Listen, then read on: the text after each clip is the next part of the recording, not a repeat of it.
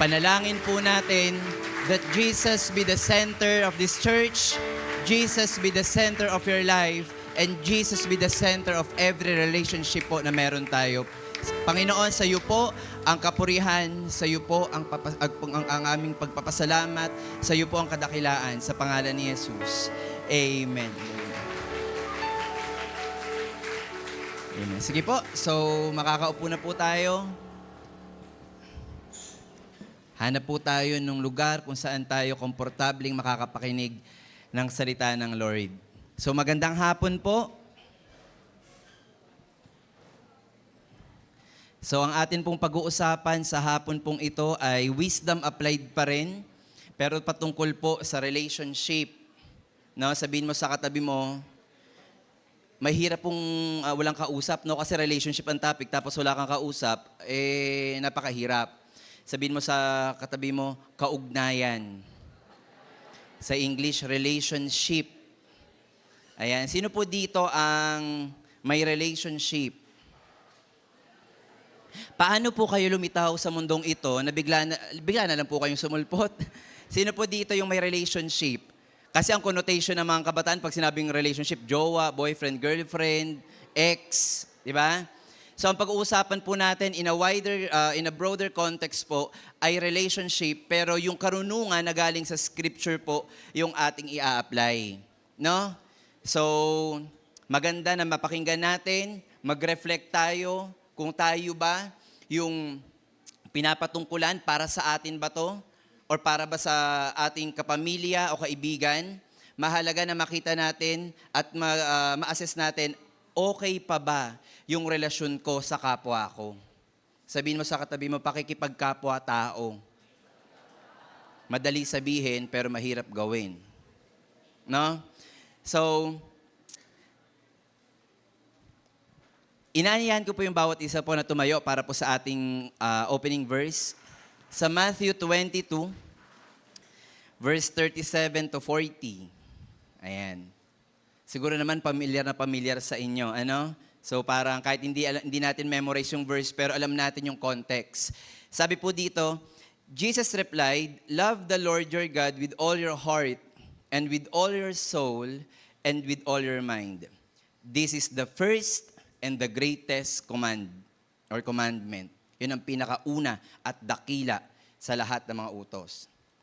And the second is like it. Hindi tinapos doon. Sinabi doon, love your neighbor as yourself. All the law and the prophets hang on these two commandments. Manalangin po tayo. Aming Diyos, makapangyarihan sa lahat, marami pong salamat sa pagkabasa po ng iyong salita. Hinihiling po namin sa hapon pong ito na hindi lang po namin basta mabasa, mapakinggan, kundi maunawaan po yung mensahe mo sa bawat isa po sa amin. Marami pong salamat, aming Diyos. Ito po yung aming samot dalangin sa pangalan ni Jesus. Amen. Sige po.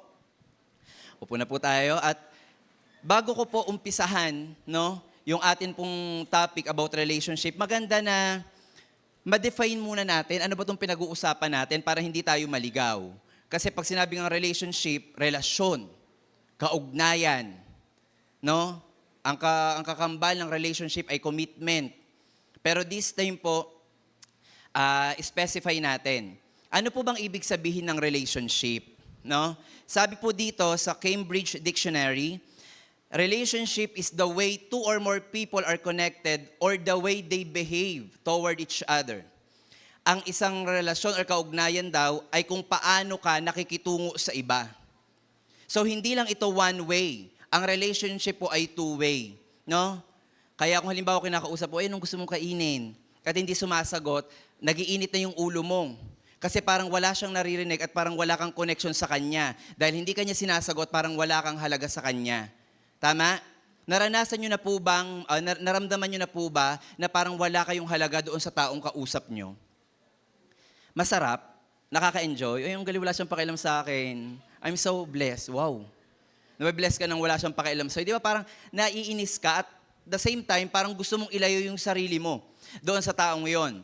Ang isa pang definition po, according to APA Dictionary of Psychology, it is a continuing, nagpapatuloy, and often committed association between two or more people. Pag sinabing ikaw ay may relationship sa kapwa mo, may commitment kayo. Hindi lang natin alam up to what extent yung commitment na sinasabi. Naiintindihan niyo po? Pwedeng may kaibigan ka pero mas mahal mo yung kapatid mo, biological. Hindi pwedeng magpantay yun kasi iba ang relasyon niya sa relasyon ng kaibigan mo. Naiintindihan niyo po? So this time, dahil dinefine natin yung relationship, i-define natin ano ba yung 4 na uri ng pag-ibig sa salitang Griego o yung tinutukoy sa Bible. Kasi minsan, lagi nang sinasabi, bakit mas mahal mo sila kumpara sa akin? Hoy, anak ka, nanay yung tinutukoy niya, okay ka lang? Bakit mas mahal mo siya kumpara sa akin? Sige nga, kung mahal mo nga ako. Di ba, maraming ganyan tayong naririnig. Kung ikaw nga talaga yung best friend ko, tapos pag hindi ginawa, bakit ka na-offend? May 4 pong uri ng pag-ibig na tinutukoy sa Greek. Una po yung agape, at wag po natin itong hanapin sa tao dahil hindi ito maibibigay ng tao.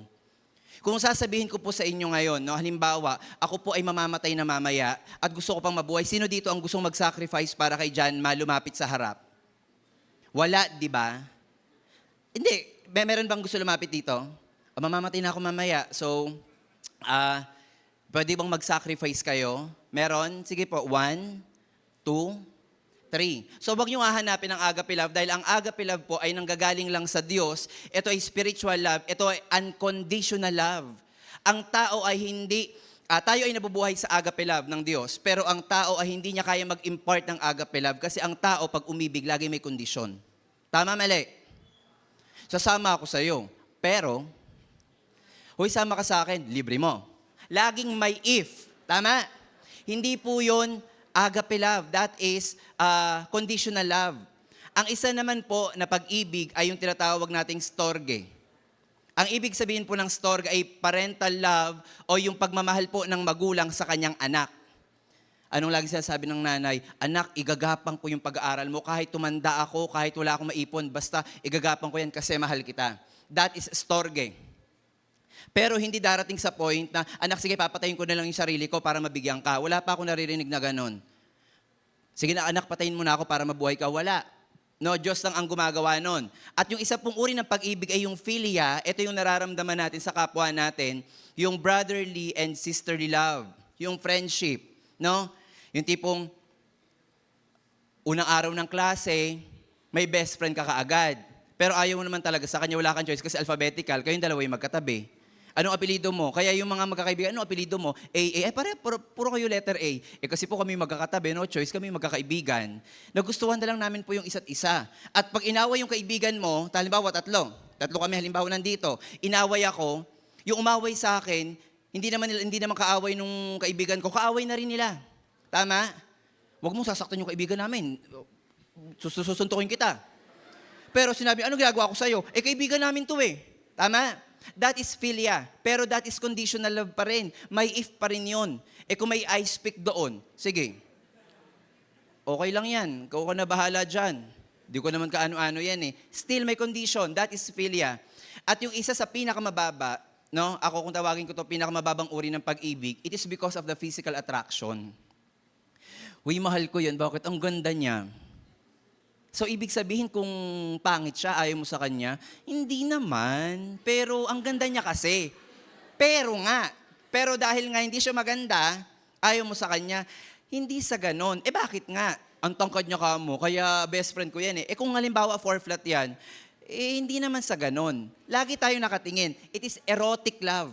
Ito yung pinakamababaw kasi nakatingin ka sa physical na anyo, no? Ng tao. So, bakit ko pinapadefine to? Para malaman natin, hindi natin dapat i-compare. No? Yung sarili natin sa relasyon doon sa isa at doon sa isa, lalo na pag ang pinagko-compare naman ay iba't ibang uri ng tao. Kaya dati pag may napapanood akong telenovela, sabi nung girlfriend, sige, sino pipiliin mo? Ako yung nanay mo.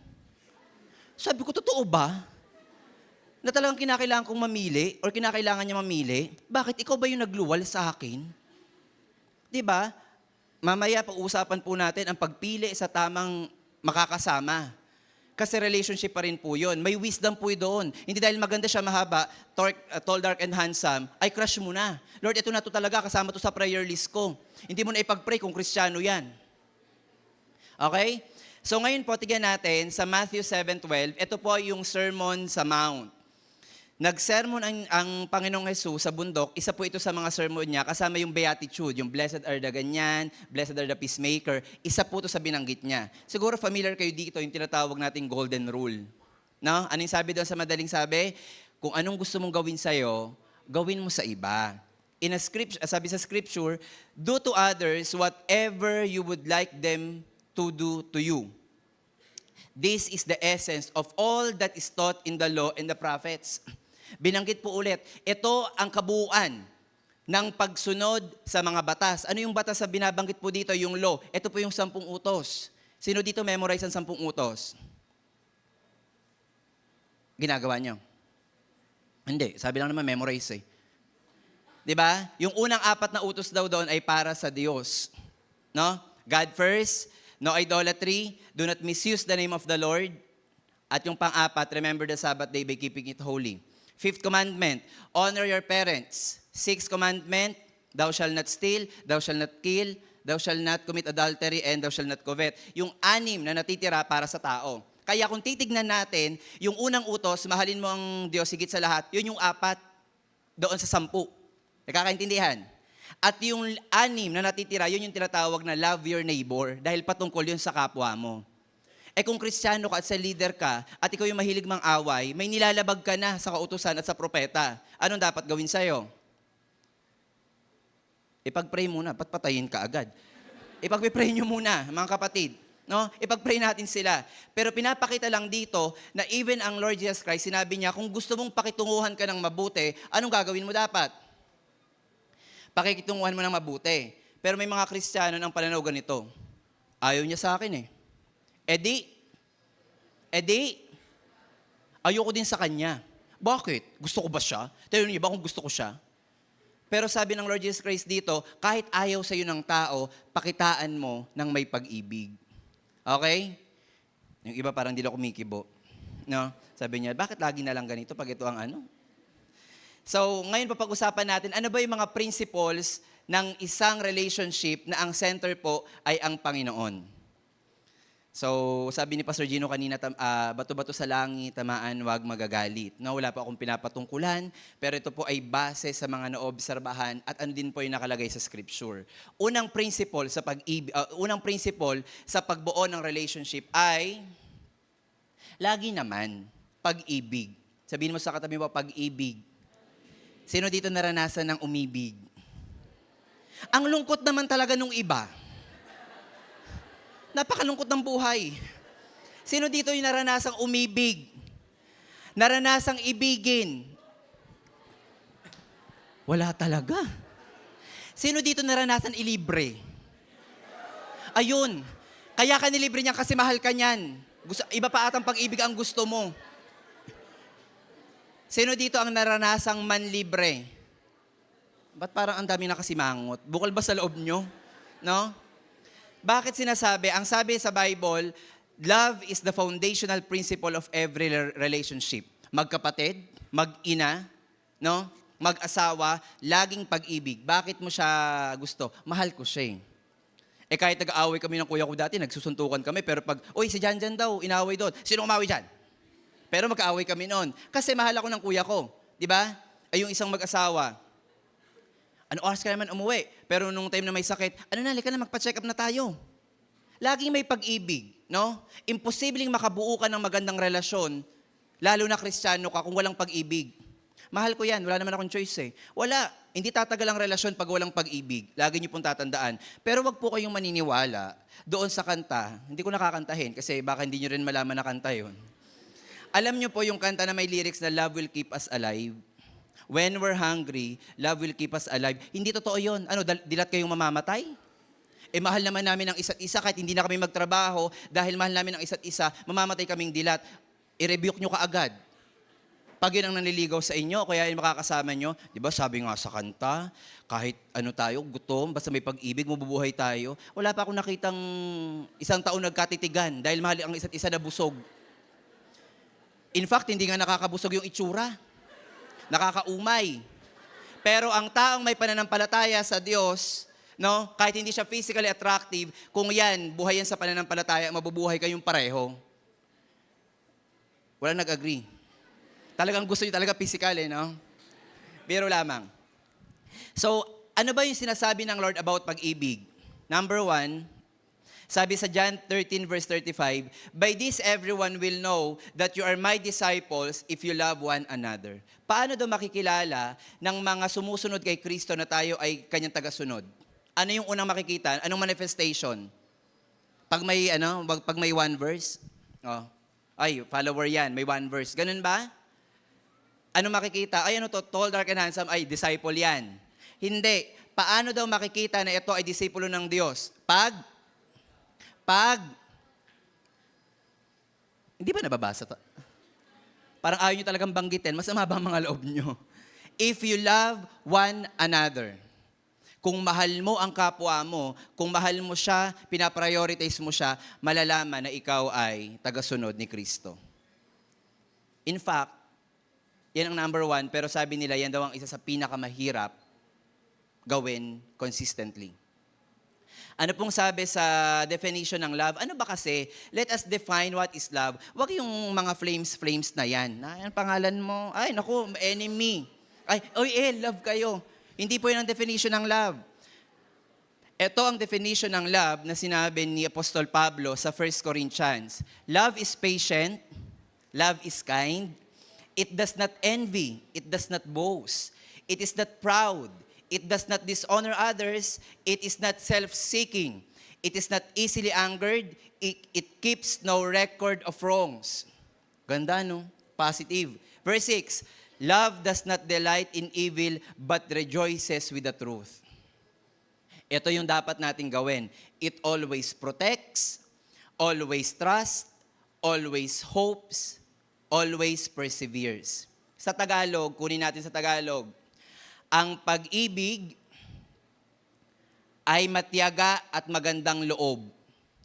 Hindi mainggitin, hindi mayabang ni mapagmataas man, hindi magaspang ang pag-uugali, hindi makasarili, hindi magagalitin o mapagtanim ng sama ng loob sa kapwa.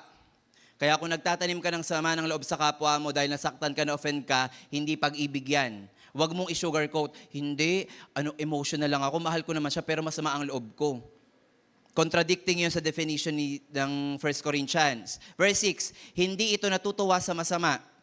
Sa halip ay nagagalak sa katotohanan. Ang pag-ibig ay matiisin.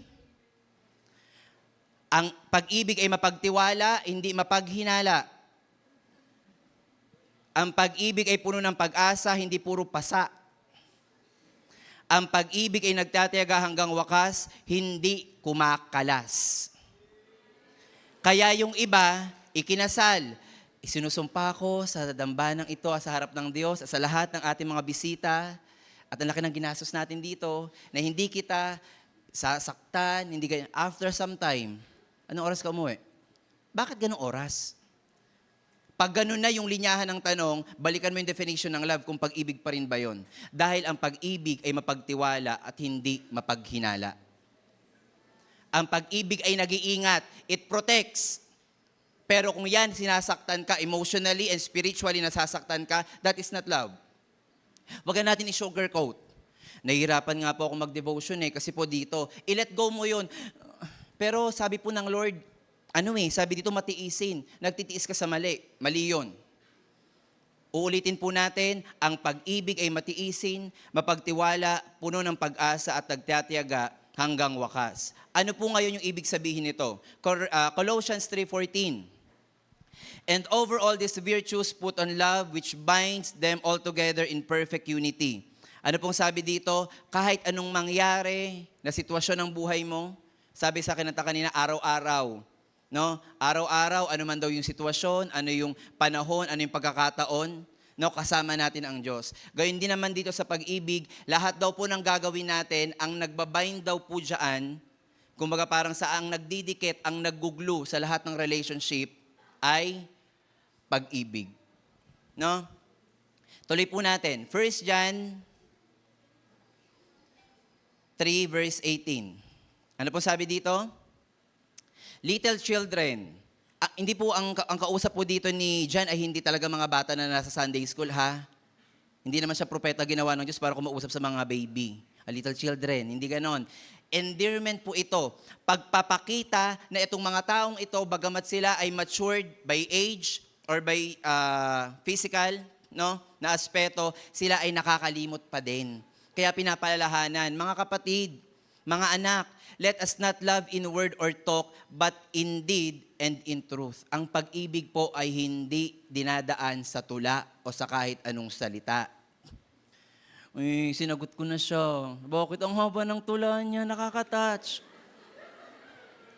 Hala, tapos yung sinagot mo, pwede mo ba akong sunduin dito? Ang laki-laki mo na, magpapasundo ka pa. Ang pag-ibig po ay ginagawa. Kaya nga ang pag sinabing umibig, ito po ay salitang gawa. No? Ito ay verb. Pag sinabing umibig, ito po ay verb. Ginagawa ang pag-ibig. Hindi yung puro sweet talk. I love you. Hindi ako wala. Alas 8, magka-chat na kayo. Hanggang kinagabihan. Pareho na kayo nagutom. Nagkasakit na lang kayo. Di ba? Hindi kayo nakapag-devotion, hindi ka pa nag-worship. Bakit? Sabado kayo nag-chat. Kinaumagahan, late na late ka. Pag-ibig pa ba yun? Na may tuturing? Kung yan talaga Kristiyano at may pag-ibig yan, huy, alas 7 na, matulog ka na, maaga pa worship bukas. Dapat pag ganyan, green flag yan. Pero yung, ay, namimiss kita, pwede ba mag-usap muna tayo hanggang alauna? I-block muna kaagad. Sandali muna, Lord, parang iba to. Hindi to red flag, blanket to eh. Kumot na talagang pula. Bakit? Inilalapit ka dapat sa Diyos, yun ang pag-ibig. Pero kung inilalayo ka, aba kapatid, mag-ingat ka. Next, ano pa po yung foundation ng relationship? Pagpapatawad at biyaya. Sino po dito yung nasaktan na? In general, nasaktan ako ng kapatid ko, ng nanay ko, classmate ko, ng teacher ko, ng cell leader ko, ng co-cell member ko. Sino po dito yung nakaranas ng masaktan? Dinamdam nyo? Masakit eh, no? Emotional. Nasa katawan tayo eh. Ang tanong, pinatawad mo? Opo. Sabi ng isa, opo. Pinatawad nyo ba talaga? Yung pagkaka-opo niya parang, opo. Sabi na sa leader ko, by grace you are saved. Dahil sa kahabagan ng Diyos, tayo daw ay naligtas. At dahil sa pagpapatawad ng Diyos, unti-unti tayong nababago. Alam niyo po, ang pagpapatawad, hindi po yan para sa tao. Hindi po yan para, sige, papatawarin kita. Hindi yan reward mo. Halimbawa, kami ni Ate Ana nyo, nagkagalit kami. Hindi kami nagkaintindihan. Sabi, sige, papatawarin na kita. Para okay na. Hindi yun parang reward ko sa kanya. Ang pagpapatawad po ay hindi nakafocus sa tao. Nakafocus po ito sa Diyos. Yun po ang maling pananaw, kaya ang daming hindi nagpapatawad. Ang sakit ng ginawa niya sa akin. Niloko niya ako eh. Alam mo ba, sobra hindi ko siya mapapatawad hanggang mamatay ako. Saan ka nakafocus ang pagpapatawad ngayon? Sa tao. Pero ang sabi po sa scripture, hindi nakafocus ang pagpapatawad sa tao, kundi sa relasyon mo sa Diyos. Dahil wala po tayo sa kalikasan natin bilang tao, wala tayong kakayahan magpatawad. Pero dahil sa Holy Spirit, nabibigyan tayo ng kahinahunan para magpatawad. Hindi po natin kaya yon. Kung may sasaksak sa akin dito, oy preacher yan, hindi yan magagalit sa'yo. Baka matadyakan kita. Bago ka palang pumunta rito, aatake ka pa lang, nakaporma na ako. Pero hindi nakafocus sa kanya yung pagpapatawad kung gagawa niya ako ng masama. Nakafocus siya, ano ba yung relasyon ko sa Diyos. May natandaan yung yung, nabalitaan niyo yung tatay na namatayan sa SLEX? Di ba papuntang children's camp or youth camp yung mag-anak, driver, ang natira na lang nabuhay siya. In-interview siya. Napanood ko lang din naman, dumaan lang sa Facebook. Ang ganda nung sinabi nung tatay doon. Sabi niya, mahal ko yung asawa ko. Sa maikling panahon, ipinagkatiwala siya sa akin ng Diyos, pati sa ko, pero wala na sila ngayon. Pero sa may mga asawa po, ito lang po ang tanging parang suggestion ko or parang aral na may iwan ko sa inyo. Mas mahalin niyo po ang Diyos kaysa sa asawa niyo. Kasi pag minahal mo ng mabuti ang asawa mo, pag nawala siya, wala ka na. Pero pag minahal mo ng higit ang lahat, sa lahat, ang Diyos, kahit mawala man yan, hindi ka pababayaan ng Diyos. In-interview yung isa. I'm not invalidating what they feel. Na-interview naman yung isang tatay na ang anak niya naman nasagasaan sa airport. Ewan ko napanood niyo yun. Ano sabi nung tatay? Hindi ko siya mapapatawad kahit anong mangyari. Mabubulok siya sa bilangguan. Pareho silang namatayan. Again, I'm not invalidating their feelings. Iba yung pananaw ng isa dahil Kristiyano yung isa hindi pa mananampalataya. Anong sabi ng isa? Diyos ang nagbigay ng mga mahal ko sa buhay, hindi Diyos din ang may karapatan para bumawi. Pero yung isa, kahit mamatay ako, hindi ako magpapatawad. Saan siya nakafocus? Sa taong nakagawa sa kanya ng fault. Pero mamaya makikita natin, ano ba yung model ng Diyos sa pagpapatawad. Tuloy po natin sa 1 John 3 verse 18. Bear with each other and forgive one another if any of you has a grievance against someone. So ito po ay utos si Apostol Juan. Kung meron kayo nakasamaan ng loob, sino po dito nagkakaroon ng kasamaan ng loob or nagkaroon ng kasamaan ng loob bago pumunta dito? Sabi niya, ay naku, ako na lang yung nagtaas, nakita pa ako. Okay lang po, kahit di kayo magtaas ng kamay, pero kung ikaw sa sarili mo yon kahapon, tapos nakarinig ka ng message ngayon at sinabi dito, bear with each other, at alam mong nananampalataya ka sa Diyos, kapatid, it's about time na siguro i-let go. Ilatag natin sa Lord. Kasi ang sabi dito, forgive as the Lord forgave you. Pag ang Diyos po nagpatawad, laging malinis yung papel. Nakakita na kayo ng bond paper na walang sulat? Halimbawa, punong-puno, dyan may itong kasalanan mo, ha? Hindi mo inabot yung pamasahe ng matanda kanina, naka-earphones ka, nainis ka doon sa bata kasi ang ingay-ingay, ganon. Tapos, Lord, patawarin niyo ako. Tapos, Lord, ano po yung kasalanan ko kahapon? Sabi niyo, ano dito? Ganon siya magpatawad. Malinis. Ang tao, hindi. No? Sige, pinapatawad na kita. Pero nakasampu ka na, ha? Pag nakapang 11 ka na, magtago ka na. Uubusin ko lahi mo. Do. Diba? Ang sabi dito, forgive as the Lord forgave you. Pero ang mundong to, hindi ako Diyos, no? Para hindi ako para wala akong maramdaman. Ang Diyos nga nagpapatawad. Tapos sabi ng iba, hindi naman ako Diyos. Diba? Parang sabi ko, paano nasasabi ng tao yung gano'n, knowing tayo ay nabubuhay dahil sa pagpapatawad at kahabagan ng Diyos?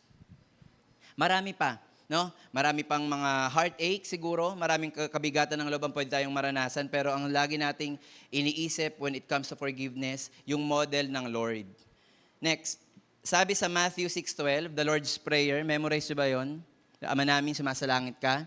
No? Sabi doon, kunin ko lang po yung isang part.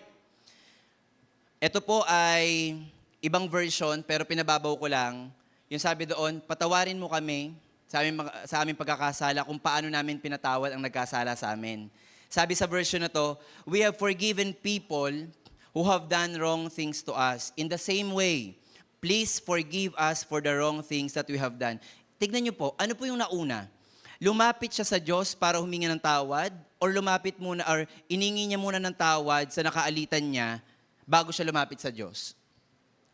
Ano yung nire-request dito? Ano yung petition niya? Patawarin mo kami kung paanong nagpatawad kami sa iba. So ano pong uunahin natin? Magpatawad muna tayo bago tayo lumapit sa dambana o doon sa altar ng Diyos. Dahil kung lalapit ka sa altar ng Diyos at marumi ang puso mo dahil hindi ka nagpapatawad, ako na magsasabi sa'yo, hindi ka makakalapit ng lubusan. Dahil anong sabi ni Isaiah, nung sa vision niya, anong sabi ng angels? Holy, holy, holy. Hindi ka nga nagpatawad, marumi ang puso mo. Makakalapit ka, kinakailangan mo munang i-let go ang lahat ng sama ng loob, lahat ng pagiging mainggitin, lahat ng galit, bago ka lumapit sa Diyos. At sabi diyan, pinatawad po namin sila, yung mga nagkasala sa amin. Kaya Panginoon, patawarin mo kami kung paano po kami nagpatawad sa iba. Yan ay kapareho din sa huhusgahan ka kung paano kang humatol sa kapwa mo. Alam niyo po yung Bible, yung scripture na yun sa Bible, no? Parang you will be measured kung paano ka sumukat. Halimbawa, nagpatawad ka, Lord, pinapatawad ko siya, pero up to what extent, ito lang po pero ayoko na talaga siyang makita, Lord. Nilelet go ko na siya, nakita mo, kapatiran mo pa. Beso-beso pa kayo, tapos nagkaalitan kayo. Nung papasalubong na dyan, talagang hindi mo pinansin.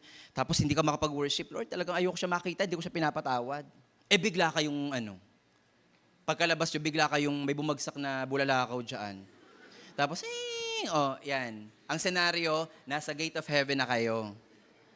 Sabi niyo, ikaw pala yan. Tapos sabi mo, hanggang dito ba naman, sunod ka na sunod. Sabi mo, alam mo, kahit ano yung nangyari sa atin, pinatawad naman na kita. Sabi niya, ako din naman, kinalimutan ko na, pero hindi ako makapagpatawad. nandun si Jesus Christ. No? Example lang, no? Grabe yung imagination.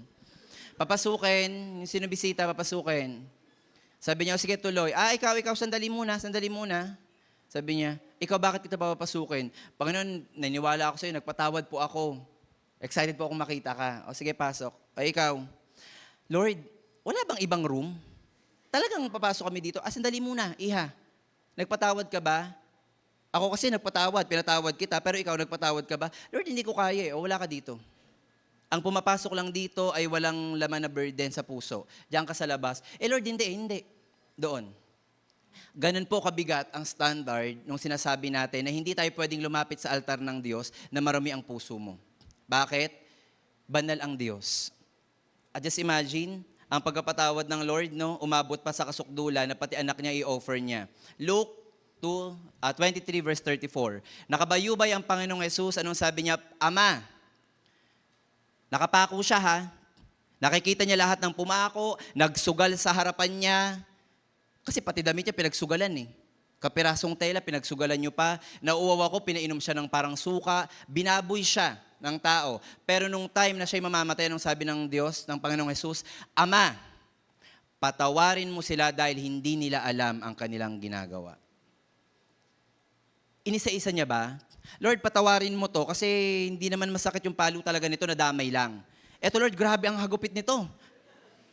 Right there and then, alam nyo ba, sabi sa scripture, right there and then, pwedeng magpadala ang Diyos Ama ng legions of angel para iligtas si Kristo. Pero hindi masusunod yung kasulatan, yung kaligtasan ng tao kung hindi siya mamamatay. Pero nung sabi niya, hindi siya nanumbat eh. Lord, patawarin mo sila ngayon. Pag nabuhay ako bahala, iisa-isahin ko yan, Lord. Hindi gano'n ang sabi niya, Panginoon, patawarin mo sila, hindi po nila alam ang kanilang ginagawa. Samantalang tayo, pag nakagawa ng kasalanan sa atin, natandaan mo sa tapat ng Robinsons, 3:25 p.m.? Aba, detalyado. Pero ang Diyos, sabi niya, Panginoon, hindi po nila alam ang ginagawa nila. Bakit ang hirap-hirap nga magpatawad sa atin? Kasi nakafocus tayo doon sa tao. Dapat nakafocus tayo anong pagpapatawad ng Diyos. Kung marunong kang magpatawad, mabibridge yung gap ng relationship na yon. Kaya marami pong mga relasyon ngayon ang nawawasak. Bakit? Anong sabi nila? Ginawa niya ako ng kasalanan eh. Okay na magkaibigan kami pero hindi ko siya mapapatawad. Because of unforgiveness, sira ang relasyon. Di ba, sana kung ang madadamay lang silang mag-asawa eh. 6 ang anak.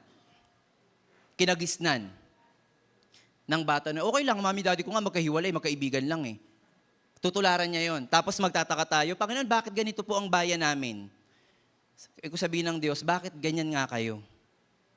Sinabi ko na ngang bawal, itinuloy niyo pa. No? Ang pangatlo po sa foundation or principle ay humility and servanthood. No? Sabi sa Philippians 2:3, do nothing out of selfish ambition or vain conceit, rather in humility, value others above yourselves. In building a good relationship, humility is very important. Sino po dito yung may mga asawa na? Kasal. Ayan. Meron po ba kayo na gustong-gusto dating ginagawa nung binata kayo or dalaga kayo? Nung nag-asawa kayo, kinakailangan mo i-let go kasi talagang sabong to. Di ba yung mga kalalakihan, parang normal lang daw sa kanila pag nagubad ng damit, parang sawa. Asan yung mister ko?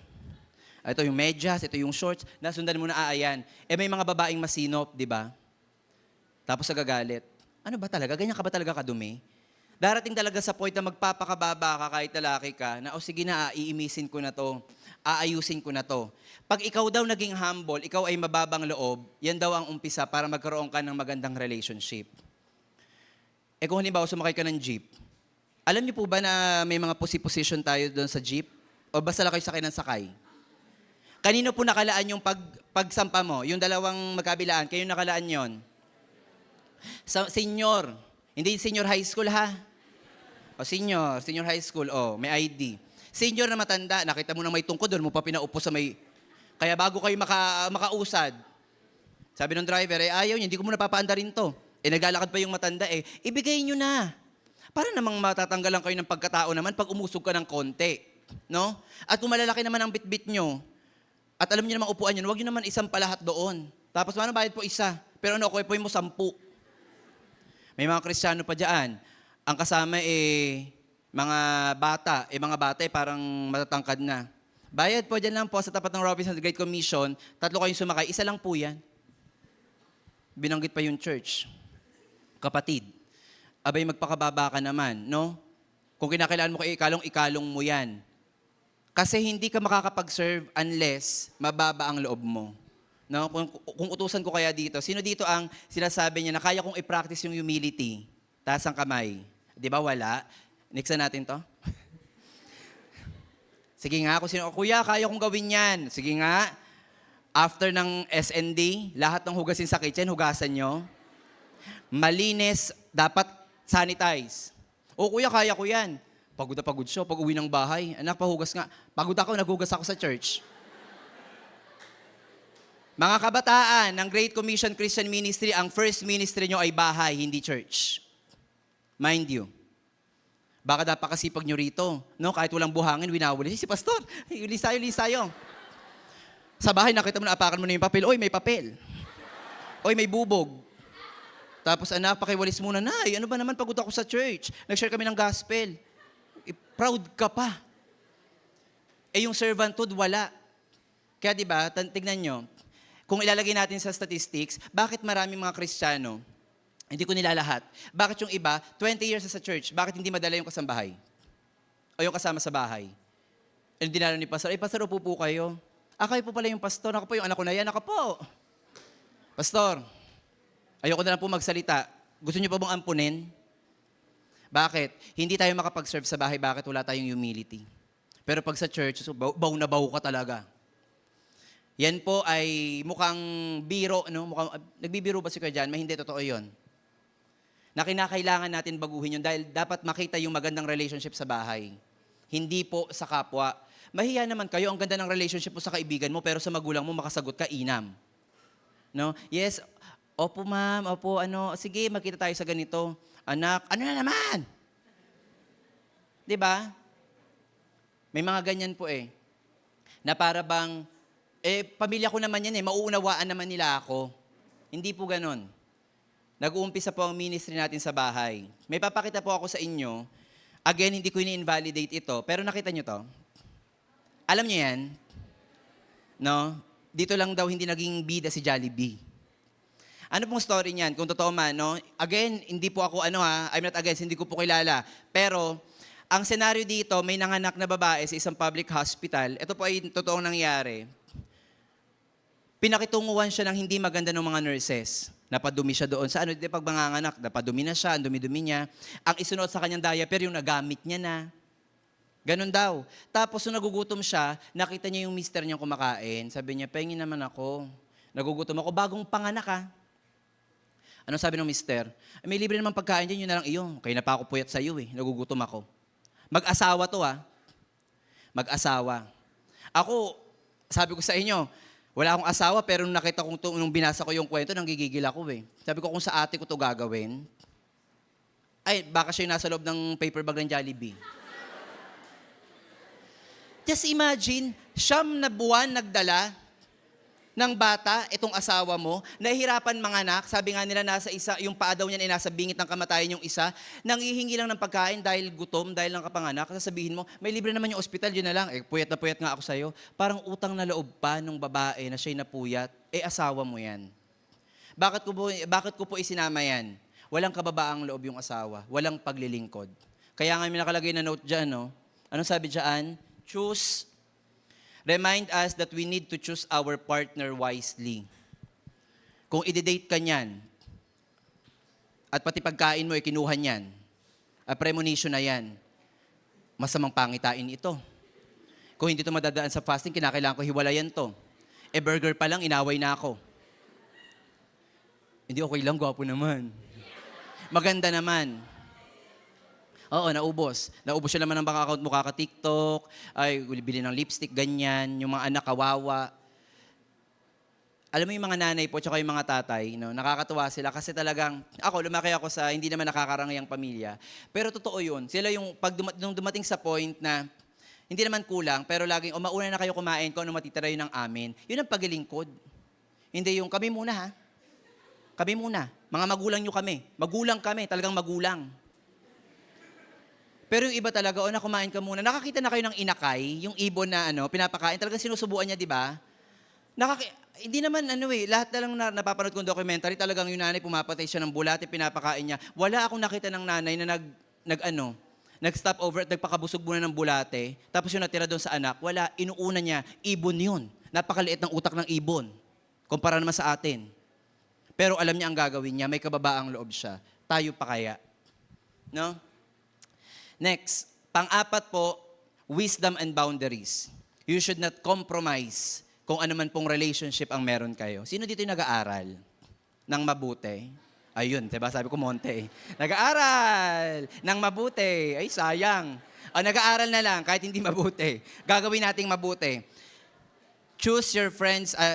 Tell me who your friends are and I will tell you who you are. Kaya yung mga teacher tuloy, sino kaibigan mo? Si John ma po. Sige, mga honor student kayo, no? Ganyan. Example lang. Baka sabihin nyo, kakatapos lang yung militin, yumabang ka agad to. Sino kaibigan mo? Ayun, yung lagi nagkakating. Nabalian yun, tumalon kahapon eh. Doon sa bakod. Diba, lagi may ganung perception. Kaya huwag nyo i-compromise yung sarili nyo ipagkakaroon ng relationship para lang ma-in ka. Kasi ito yung in eh. Parang gusto ko kasi makibagay sa kanila eh. Mga kapatid, choose wisely who you trust. Ano pong sabi sa Proverbs 4:23? Be careful to keep your mind safe. Ano po yung sinasabi na mind safe dyan? Guard your heart, no? Sabi, bantayan niyo daw yung puso niyo. For the reason, the Apostle Paul says, get rid of all bitterness. Tanggalin mo yun sa utak mo. Rage, anger, brawling, and slander along with every form of malice. Tanggalin mo yan. Bakit? The thoughts that you think make you the person that you are. Diba? Kaya yung kaibigan mo, pare-pareho na kayo ng mindset. Pag yung mga kaibigan mo, pag ako nakatapos ng senior high school, mag-enroll ako sa ganito, gusto ko maging engineer. Ako gusto ko maging architect. Yung isa, ako gusto ko maging tatay. Tatay. Taas-taasan nyo naman ang pangarap nyo, senior high school pa lang kayo. Huwag nyo naman i-compromise. Kasi di ba ngayon, hindi naman lahat ng nakatapos, nakakahanap ng trabaho. Hindi ko maipaliwanag o hindi ko maintindihan, yun nga ang gusto kong ipaliwanag. Hindi nga na lahat na nakatapos ng kolehiyo nakakahanap ng trabaho, tapos ikaw, hindi ka pa magtatapos dahil ang reason mo hindi sila nakapaghanap ng trabaho, okay ka lang. Kaya sa mga kababaihan, huwag nyo i-compromise ang future nyo sa lalaking gwapo lang. Dapat gwapo na matalino pa. Tingin dito. Makinig kayo. Kasi yung... kasi yung iba hindi tumitingin. Matalino, gwapo, responsable, no? Tularan natin ang model ng Lord Jesus Christ. Hindi yung heartthrob kasi yun eh. Nung sa school namin, basketball player, 5 taon sa high school. Bakit? Puro bolang nasa utak. At lumayo kayo doon sa mga tao na ang mindset ay corrupt. Nakapag-review ko? Hindi nga eh. Ala. Siya, nakapag-review? Hindi rin. Ala. At least 3 tayong babagsak. Kumuha ng card ng nanay. Anak, bagsak ka daw sa ganito. Hindi lang kamo ako ma. Ano kami may? Si ano? Lubayan mo yung kaibigan mo. Lubayan mo talaga yan. Diba? Lumapit-lapit naman kayo doon sa mataas ang pangarap na kinakailangan kong mag-review after ng SND, uuwi ako ng bahay para makatulong ako kasi may exam, kahit bakasyon. No? Dapat ganun yung mindset kasi kung kurap yan, talagang pareho kayong kukurap ng wala sa oras. Kaya tignan mo yung mga, yung mga nakikita kong kabataan na nag-rugby sa may SM. So sa totoo nakakaawa sila. Pero nung one time, umuwi ako ng parang mag-aalas 11, sarado na yung SM. May batang nangangalabit. Sabi ko, bakit? Anong gagawin mo? Kuya, nagugutom na po kasi ako. May pastry ako noon eh. Hindi ko alam kung nag-coffee kami somewhere. Sabi ko, ito na lang. Tinanggap niya, salamat po. Ito 20. Hindi, huwag na po. Gutom lang naman po ako eh. Para alam mo talagang gutom siya. Pero yung iba, tignan mo, talagang party people sila doon. Diba? Nakaganon, no? Ganyan. Huwag ko lang kayo makita doon talaga. Tapos ay, Kuya Jan, ma. Mga kapatid, Huwag niyong i-compromise yan. Kahit dumating sa point ng kagipitan na talagang inuusig ka ng kaaway, huwag mong i-compromise. Bakit? Makokorrupt ka. Ano pong sinabi dito? Matthew 5:37. But let your yes be and your no be, for whatever is more than this is from the evil one. Walang maybe. Ang higit pa daw sa hindi at oo ay sabi galing daw sa demonyo. Oh, ano ka nga, honor student ka, isang hipak. Mapapatawad ka naman ng nanay mo. Sabi ng nanay ko, bawal yan. No. No. Maya-maya, anong flavor niyan?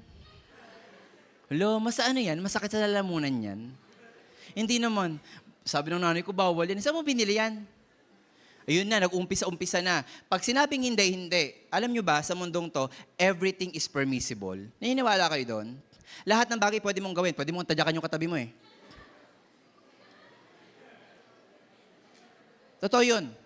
Pwede kang gumawa ng masama mamaya. Everything is permissible, but not everything is beneficial. Kung tatadyakan mo yung katabi mo na walang ginagawa sa'yo, makakatulong sa'yo, o sa preso ka matutulog. Kung pupunta ka sa Robinsons na may kukunin ka, sabi ni Kuya Jan, lahat pwede kong gawin, pero hindi lahat mag-benefit. Pag sinabing hindi, hindi. Ako po ay lumaki sa pamilya, lumaki po ako, ang nanay ko ang disciplinarian eh. Nakikita ko kasi lahat ata ng choose your weapon dumaan sa katawang ko. Alam ng kapatid ko yan. Ako lang ata yung nahampas ng map. Pag binabanggit ko to, ang nanay ko natatawa siya kasi hindi ko akalain na yung anak ko magiging principal, nahampas ko ng map. At yung map na hinampas niya sa akin ay map na sinauna. Kahoy. Take note. Sa likod niya ako nahampas. Bali. Kaya ako talaga pag sabi ng nanay ko, Jan Michael, umayos ka. Pag alas 8, umuwi ka. Ay, dapat alas 8, nakauwi na ako. Pero nung umedad na ako ng 30 anyos, 30 years old, mag-34 na ako So 4 years ago, sabi ko, Nay, nag-heart to heart to kami. Sabi ko, Nay, may mga lakad kasi talaga ako na hindi ko naman malaman yung oras. Sabi ko, baka naman pag ganun, mag-chat na lang ako sa'yo. Alam mo, sabi ng nanay ko, anak, malaki ka na. Alam mo na yung gagawin mo. Dati kasi, teacher na ako noon, talagang after ng JS Prom, teacher nga ako Siyempre may JS Prom yung mga bata. Alam nga, alas 8 tapos na, doon pa nag-uumpisa yun. Mali ko ba nung mga panahon nyo sa barabarangay nyo alas 8 tapos na lahat. Umuwi ako, nakita ko yung tatay ko nasa kanto, may dalang pamalo. Hatid ako nung may-ari ng school, nakavan kami. Sabi ko, ma'am, tatay ko po nasa kanto. Bakit may hawak na pamalo? Sabi ko, sana naman hindi siya dito mamalo. Pero kasi sabi ng tatay ko, nagdala ako ng pamalo kasi madilim dyan, baka may ahas dyan. Buti lang para sa ahas. Pero pag uwi ko ng bahay, sabi ng nanay ko, anong oras na? Yun na, hanggang kinabukasan. Anong oras ba natatapos ang program nyo? Pero nasanay ako na pag sinabi ng nanay ko, pag hindi, hindi. Pag oo, oo. Huwag mo i-compromise yun. Hindi yung, baka naman magbago. Nandun na tayo sa panahon na ang curfew naman alas 10, hindi sagarin ko ng alas 10. Hatid na lang ako ng mobile ng barangay pag nahuli. Tapos sabihin ng nanay mo, sabihin mo sa akin, sa leader ka sa church, inaabot ka ng alas 11 ng gabi, alas 12. Ikaw ba nag-asara ng simbahan nyo? No? So may wisdom doon mga kapatid, huwag natin i-compromise. Sa mga nag-aaral, piliin mo yung mga makakasama mo kung gusto mo gumraduate. No? Kung kinakailangan ng wala kang kasama, kung kinakailangan mag-isa ka, mas okay yan. At doon naman sa may mga trabaho na at nagnanais sa magpamilya, piliin mo yung tao na sasamahan ka sa malalim na pananampalataya. Dati, parang may mga naririnig-rinig ako. Yan, yung sa leader ko dati, si Kuya Jay. Alam nyo, Brad, hindi ko na pagpaalam kay Kuya Jay, baka pagalitan ako. Sabi niya lang dati, sinasama niya sa prayer list yung mapapangasawa niya. Hindi siya nagbibigay ng pangalan. Basta natandaan ko lang sa kwento niya, parang yung mata nung parang attracted siya sa mata ng napangasawa niya. Tapos sabi ko, totoo ba? Tapos sa prayer meeting, inilaban sa prayer, sabi ko, bihira na lang yun, hindi ginaya ko naman. Sinulat ko, Lord, ito po yung gusto ko. Gusto ko po matutulungan ako sa pananampalataya, gusto ko po lalago ko sa faith. Kasi alam ko yung tao na 1, 2, 3, tapos na. Huwag mo nang pang-apatin kasi hindi mo na baka si Taguro ang makita mo. Ganon kaikli ang pasensya ko, pag hindi, hindi. Pag oo, oo. Sabi ko, gayahin ko nga yun. So, dumating sa point na prayer and fasting no, nagusulat ako, Lord, bigyan mo ako nung tao, yung magiging partner ko sa buhay, gusto ko malalim sa pananampalataya. At mabuti ang Diyos dahil nagpapakita naman ang Lord, no? Nagpapakita naman ang Lord ng tao kung sino yung i-reveal niya, pero wala siyang binibigay na pangalan. Pero bakit yun? Bakit yun? Kasi, nagustuhan ko yung sinabi ng nanay ko na, anak, wala naman akong yaman na may papamana sa inyo. Pero yung pananampalataya, pipiliin nyo kung sino makakasama nyo habang buhay kasi ang mag-suffer dyan yung mga bata. Kaya hindi dapat i-compromise, hindi lang sa itsura. Pwede ba, taasan naman natin ang standard natin bilang mga Kristiyano? Mananampalataya, nagsisimba, of course. Kung nakakapagturo, nasa cell group, yan yung mga criteria. Hindi na uso ngayon, hindi naman trophy yung mga mapapangasawa nyo para ibalandra nyo. Ano, tatakbo bang escort yan, tsaka muse? Ang makakasama mo sa hirap at ginhawa yun. Kaya yun ang ipanalangin natin. Ano pa yung sinasabi about sa pagsama? Proverbs 22:24-25, don't be friends with people who become angry easily. O yung mabilis magalit siya. Yung walang control. No, ako kasi nakakatatlo pa eh. Pero yung una pa lang, hindi sumunod, sinuntok ka na, ay loyaon mo yan. Pero sorry, late ako. Pak! Wala, sino to? Layuan mo daw yan. Don't stay around quick-tempered people. If you do, you may learn to be like them. Then you will have the same problems they do. Alam niyo po, may isa kaming pinag-aralan, bakit maraming mga kabataan ngayon ang sexually harassed? Or sila ay physically abused ng magulang? Only to find out, yung mga magulang nila ay inabuso rin ng mga nakakatanda sa kanila or relatives sila, or sila ay sinaktan din. Nagpapasa-pasa. Yun bang klaseng pamilya? Yun bang relationship yung gusto mo ma-impart? Na binugbog yung tatay mo, binugbog siya ng lolo niya, tapos ikaw, binugbog, at bubugbugin mo rin, at yung batang bubugbugin mo ay mambubugbog din. Yun ba yung pamilyang gusto nyong kalakihan? Yung pag-uwi ka ng bahay, pagod ka galing sa trabaho, nakita mo basag lahat ng plato dahil nagwala ang tatay mo dahil lasing. Tapos dumating sa point, ginaya mo yung tatay mo, naglasing ka rin. 5 ang anak nyo, naghiwalay kayo. Lahat ng anak mo, hiwalay din sa asawa. Yung mga magiging apo mo, hiwalay din. Yun ba yung magiging legacy natin? Pues, sundin nyo yung principle sa pagbuo ng relationship. Hindi lang sa pag-aasawa, kundi sa mga kaibigan. At ang sabi dito, kasi pag natutunan mong gawin yun, yun na yung gagawin mo. At magkakaroon ka ng malaking problema katulad nila. Next to the last, purity in conduct. Ano pong sabi sa Romans 12:9-10? Love others well and don't hide behind a mask. Huwag ka daw umibig ng mapagkunwari. Meron ba ditong parang ramdam niya na yung pag-ibig sa kanya ay nakakubli? Parang joke-joke lang. Minsan yung mga babae, malakas ang intuition nyo eh. Sabi ng mga psychologists, malakas ang intuition ng babae, mabilis daw sila makaramdam kung ang pinapakita sa kanila totoo o hindi. Kaya di ba sabi nila, parang hindi daw pwede magkamali ang women's instinct. Kaya pag ang babae daw naghinala, matakot ka na. Sabi nila, no? Pero bilang Kristiyano, sundin natin to, huwag kang umibig ng may pagkukubli or yung hindi daw totoo. Love authentically, despise evil, pursue what is good as if your life depends on it. Live in true devotion to one another, loving each other as sisters and brothers. Be first to honor others by putting them first. Uunahin mo daw sila bilang pag-honor. Sasakay ka ng jeep. Yan naman tayo sa jeep. Ipauna mo na kung babae, kaya nga ladies first eh. Pero pag bababa at kasama mo naman yon, mauna kang bumaba para alalayan. Hindi yung ladies first, mauna kang bumaba. No, magparaya tayo. Yung sa road rage, nakita nyo? Yung sa Antipolo. Dahil lang nakipag-gitgitan, dahil lang ayaw magpauna, nagbarilan. Ano nangyari? Patay, nagdemandahan. Masaya ang pamilya? Hindi. Makukulong yung lalaki, may anak siya, may asawa siya. Ano sasabihin ng nanay niya, anong anak niya? Asan tatay ko? Nakakulong. Bakit? Kasi mamamatay tao yung tatay mo. Dahil lang hindi nagpalampasan sa motor. Ano mapapala nyo sa pakikipagyabangan? Ano ba yan? Formula 1 ba yan? Contest ba yan sa Antipolo para kayo ay maghabulan? Di ba? So magparaan tayo. Honor others by putting them first. Unahin mo sila. Bumili yung tatay mo ng pasalubong, panganay ka. Gusto ng kapatid mo yung part ng chicken na breast. Hindi ibigay mo sa kanya, hindi yung papaiyakin mo pa. Di ba? O sino dito yung may mga paboritong pagkain sa bahay? Halimbawa, nay, pag ito yung niluto, ito ka. May ganun sa bahay Naguluto yung nanay ko, naku, favorite to ni ganito. Tapos, pag naubos, di ba, favorite nga niya, inubos mo. Magparaan tayo. No, hindi naman siguro kabawasan sa atin yon. Kahit sa cell group, minsan nangyayari yan O, mag-outing tayo. Saan nyo gusto pumunta? Ako gusto ko pumunta sa beach. Puro ka na dagat. Tapos sabi nyo, sige, dagat na lang. Nung nanalo yung dagat, sino ba kasi nag-request ng dagat? Puro ng dagat. Para tayo mga jellyfish dito. Paano mangyayari? Di ba, magparaan ka. Kuya, nakapunta na ako dyan siya hindi pa nakakapunta. Hindi puntahan ulit natin. Mag-selfie ka ulit. Mahirap ba yun? Minsan pinag-aawayan mo, pinagtatalunan pa. Nangyari din yan sa Bible. Sino makakasama ko dito sa pagko-conquest? Pwede bang isama to? Hindi na nga, magka-partner na kami. Hindi kayo lumakad. Disciple na yon. So sa atin, pwede rin mangyari yun. Di ba?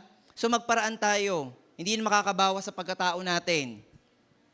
Next, people who tell lies cause arguments. If you tell people secrets, you will lose all your friends. Sino dito yung kaibigan na sinabihan ng sikreto? Sino nakakaalam? Ikaw tsaka nanay mo? Secret pa ba yan? Pag sinabing secret, pag sinabi sa'yo, kapatid sa'yo lang to Oo, akin lang yan. Atin lang talaga to. Secret nga ano ka ba naman? Basta atin lang to, oo. Aba? Siguro naman, Lord, hindi masama kung sasabihin ko to sa leader ko, no? Kuya, alam mo ba? Ito naman para sa atin lang. Kuya, secret to Sikreto niya na sinikreto mo, na binanggit mo sa kanya, na umikot na. Hindi nagmagandang loob lang naman ako. O yung mga chismosa dyan. Wala na kayong ibang ginawa kundi pag-usapan ng mabuhay, magsisi kayo. Nakakasira kayo ng pagkakaibigan. At pipiliin nyo din. Bakit? Anong sabi sa Romans 1:29-30? Kasi sabi nila, wala namang nakukulong sa pakikipagchismisan. Wala nga. Pero may punishment ba? Anong sabi ni Paul sa Romans 1:29-30? They have become filled with every kind of wickedness, evil, greed, and depravity. They are full of envy, murder, strife, deceit, and malice. They are gossips, slanderers, God-haters, insolent, arrogant, and boastful. They invent ways of doing evil. Masama ang pagchichismis? Masama ba ang pagchichismis? Masama. Masama ba pag nagtiwala sa'yo, may sekreto? Atin lang to, buhay ng pamilya namin, pero sa'yo ko lang, isama mo lang ako sa prayer. Sinabi mo pa sa pulpito. Naka-itemize pa. Ito nga po yung mga problema niya. Nagmagandang loob lang ako para maipag-pray ka. Kapatid, napaka-private na nun. Anong sabi diyan? Ang pagchichismis daw ay isang uri ng evil, kasamaan, kademonyohan. May kahinatnan ba? Meron sa impyerno, kaya itigil na. Kung hindi makakatulong, ito ang pananaw ko talaga, kahit sa cell group. Lagi kong sinasabi sa kanila, pasensya na kayo kung minsan, wala akong alam. May mga bagay na hindi ko alam or ayoko na lang malaman. Bakit? Kung hindi nakakatulong sa pananampalataya ko, hindi ako mag-aaksaya ng panahon. Mga kapatid, yun ang standard nyo. Makakatulong ba to sa faith ko pag napakinggan ko yung chismis na to, tapos mapupulit ako? Pag hindi, lubayan mo na. Bakit? Kaysa naman pati ikaw mapahamak. At ang pinakahuli po na prinsipyo ay keeping a godly testimony. Bilang mga Kristiyano, tayo po ay ninanais ng Lord na magkaroon ng buhay na patotoo. Ano pong sabi sa Philippians 2:14-15? Do everything without complaining or arguing so that you will be blameless and pure, children of God without any fault. But you are living with evil people all around you. Babala po yun. Ang mga tao daw sa mundong to, tayo mga Kristiyano, nabubuhay tayo na masasama ang mga nakapaligid sa atin. Sila daw, sabi dito, who have lost their sense of what is right. Among those people, you shine like lights in a dark world. Sa panahon na ikaw ay napaliligiran ng mga masasamang tao, magningning ka naman na liwanag sa mga taong nadidiliman. Kakatapos lang po ng eleksyon, sino po dito yung bumoto? Hindi ko na po tatanungin kung sino binoto nyo, pero pinag-aralan nyo ba kung sino yung mga pabor sa SOGI bill? May mga senador na pabor sa SOGI bill. Ano po yun? Pag naipasa ang batas na yon, pwede nang mamili ng gender yung isang bata. Lalaki siya, pero feeling ko kasi babae na lang ako at hindi mo siya pwedeng idemanda. Naisip ba natin yon? Eh kuya, di ba sabi doon, Vox Populi, Vox Dei, hindi po totoo na ang boto ng karamihan, boses ng Diyos. Paano pag sa panahon na mag-isa ka na lang, natitindig sa tama, at lahat yan mali, makikiayon ka ba? O magiging liwanag ka sa madilim na isip nila? Mga kapatid, ito po ay sinabi ni Paul na bago siya mamatay, nabubuhay kayo sa mundo na pasama ng pasama, maging mabuti naman kayo na nagniningning para sa kanila. At ang iiwanan ko po sa inyo, no, yung last verse po natin, sino po dito yung mga anak? Mga naging anak. May kabuti dito? Lahat po tayo naging anak. Kahit yung pinakamatanda rito, minsan kang naging anak. Kahit wala ka ng magulang. Ano pong sabi dito, mga anak, sundin ninyo ang inyong mga magulang, alang-alang sa allowance, alang-alang sa bagong cellphone, alang-alang sa yaman. Hindi. Sundin ninyo ang inyong mga magulang alang-alang sa Panginoon sapagkat ito ang nararapat, igalang mo ang iyong ama at ina. Ito ang unang utos na may kalakip na pangako. Ano yung pangako? Magiging maganda at mahaba ang iyong buhay. Sino dito gusto maging magandang buhay at mahaba ang buhay? Taas ang kamay, huwag kayo mahiya. Igalang nyo ang mga magulang nyo. Sundin nyo kung anong sinasabi nila. Sino dito ang gustong mamatay na? Wala, di ba? Wala. Kasi pwede rin naman. Balik rin natin to. Pero ang sabi dito, igalang. Mga magulang. Sino po dito yung mga magulang? Biologically, nanay po talaga, hindi tayo yung madaya, hindi yung magulang na madaya. Mga magulang, huwag ninyong ibuyo sa paghihimagsik laban sa inyo ang inyong mga anak. Sa halip, palakihin nyo sila ayon sa disiplina at aral ng Panginoon. Saan nyo daw po palalakihin? Sa disiplina at aral ng Diyos. Eh, saan matututunan yon? Sa church. So, dapat yung nanay nag-church. Tama? Yung nanay nag-cell group. Anong ituturo mo sa anak mo? Tapos kinukot mo pa yung Bible na sabi nga sa Ephesians ganito, hindi ka nag-church. Sabi ng anak mo, ano ituturo mo sa akin? Eh, ang sabi dito, turuan mo ko, nay. Palakihin mo ko ayon sa disiplina ng Panginoon. Sinong Panginoon mo? Labahan? Tumaas naman ang standard natin, mga kapatid, sa pagpapalaki ng mga bata. Kaya natutuwa ako dito, dumadami ang bata sa Sunday School. Dahil yung mga magulang talagang pinaprioritize ang araw ng linggo. Bakit? Kasi gusto nilang lumaki sa pangangalaga ng Panginoon yung mga batang to. Eh yung iba, wala na. Basta maibigay nilang lahat. Hindi po yun. Ang kailangan po ng mga kabataan ngayon, ang kailangan natin para magkaroon ng magandang relationship ay ang mga prinsipyo na galing sa Diyos. Wala pong relasyon sa mundong to ang nagtatagal na hindi po sentro ang kautusan ng Diyos. Ito po ay nilahad ko lang sa inyo. You have a choice kung susundin ito o hindi. Pero ako na po magsasabi sa inyo, pinagpapala ako ng Lord dahil sinunod ko to. Na pag sinabi ng nanay ko, ito ang sundin mo, kaya maayos ang relationship namin ng nanay ko eh. Kaya pag kami nagbibiroan, talaga alam mo yun, parang alam niyo yun, yung parang relationship na parang magkabarkada lang kami ng nanay ko, nagbibiroan kami. Yung iba kasi, kumain ka na ba? Oo. Ano yung ulam mo? Pinagluto ko na, may trabaho pa ako. Hindi kami ganon. Sabi ko, nay, anong ulam natin? Nakando na yung manok mo. Wow, favorite ko yun ah. Sabi niya, oo, mamaya pag uwi mo dito, titirang kita, ito naman yung ulam. Ganun kami. Kahit kami magkakapatid, kahit dati talagang magkakaaway kami ngayon, ang topic namin, kadalasan yung mga nangyayari sa mundo. Tapos, paano pag dumating ang Lord? Alam mo yon, parang napakaganda ng relationship. Hindi kami mayaman, pero maayos yung relationship namin. Kung tatanungin iba nung ulit, Kuya, successful ka na ba? Siguro ang sasagutin ko, yes. Sa relationship, maganda. Bakit? Diyos ang sentro ng relationship ng pamilya. Naniniwala kayo doon? If God is the center of your life, if God is the center of this church, ako na magsasabi sa inyo, hindi tayo mahihirapan. Bago po tayo magtapos, no, banggitin ko lang or matanong ko lang, sino po dito yung nagkaroon ng lamat yung relationship na until now nagbibigay, parang may burden sa kanya? Gamitin ko lang yung oras na to for altar call sa mga naganais na muling buuin yung relationship na nasira. Whether yan sa family, whether po yan ay sa kaibigan, whether yan sabihin na lang natin that you have your boyfriend, you have your girlfriend, pero nagkakaroon ng lamat, hindi nagiging tama, gusto mong isurrender sa Lord because you don't want to compromise this relationship, may invite everyone. Kung sino man po yung nagnanais na ilapit niya yung relationship niya sa Lord. At sabi niya, Lord, I want to reconcile this. Lord, gusto ko nang patawarin to. Yung tatay ko, inabando na kami. Yung nanay ko na parang hindi naman nanay. Pero Lord, ayokong kagisnan to na magiging anak ko. Yung kaibigan mo na until now, ang tagal na, whether yan ay church mate or cell member, sige po, let's take this opportunity na maipanalangin po namin kayo. At the same way, or in the same way, wag po nating tignan ang pagpapatawad natin ay nakafocus sa tao, kundi nakafocus kung paano tayo tutulungan ng Lord. Hindi po madali ang magpatawad. Pero ang Lord, anong sinabi niya? Panginoon, hindi po nila alam ang kanilang ginagawa. Patawarin mo sila. Sige po. Wag niyo pong tignan yung mga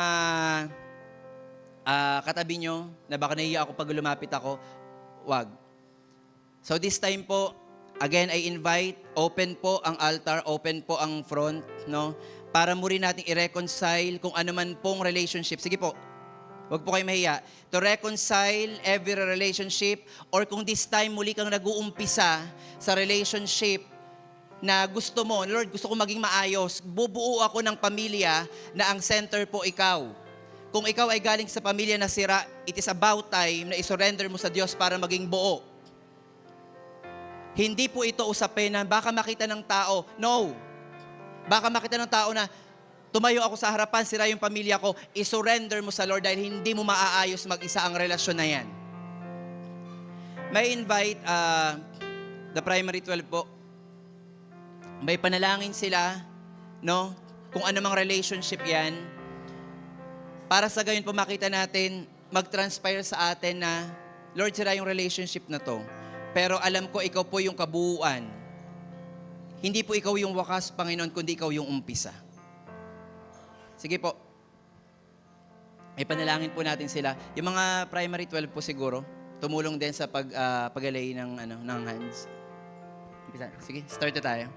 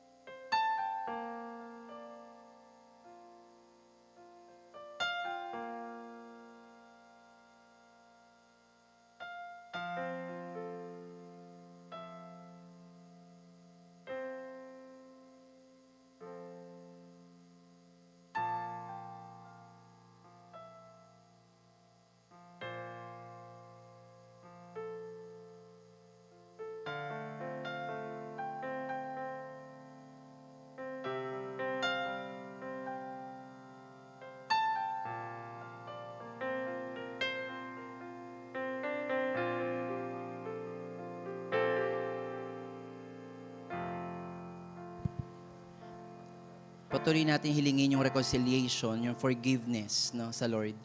Yung healing, inner healing, pagpapatawad, yung kagalingan doon sa mga puso or emotion na minsang nasagasaan sa atin o nasaktan tayo.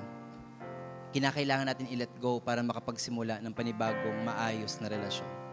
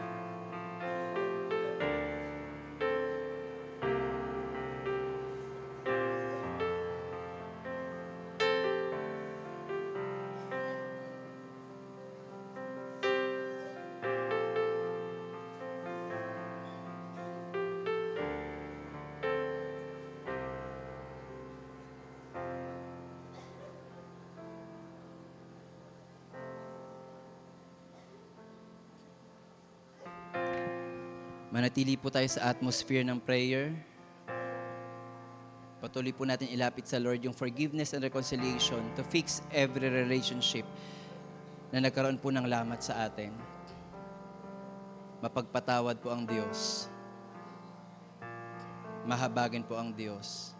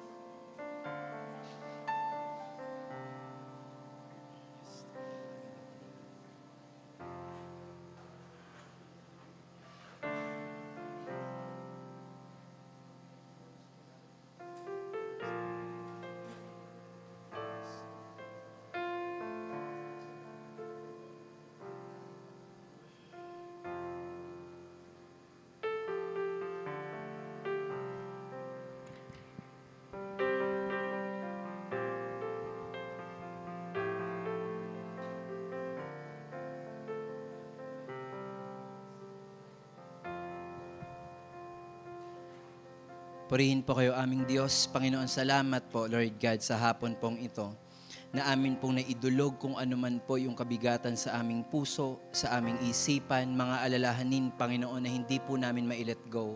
At salamat po sa pagpapatawad, Lord God. Salamat sa cross, Panginoon, na naranasan namin ang pagpapatawad. At itong pagpapatawad na to, Lord God, ito rin po yung ipaparanas namin sa mga taong nakasakit sa amin at sa mga kami, Lord God, sa sarili po namin na nasaktan din po namin, Father God. Salamat po sa kalayaan mo.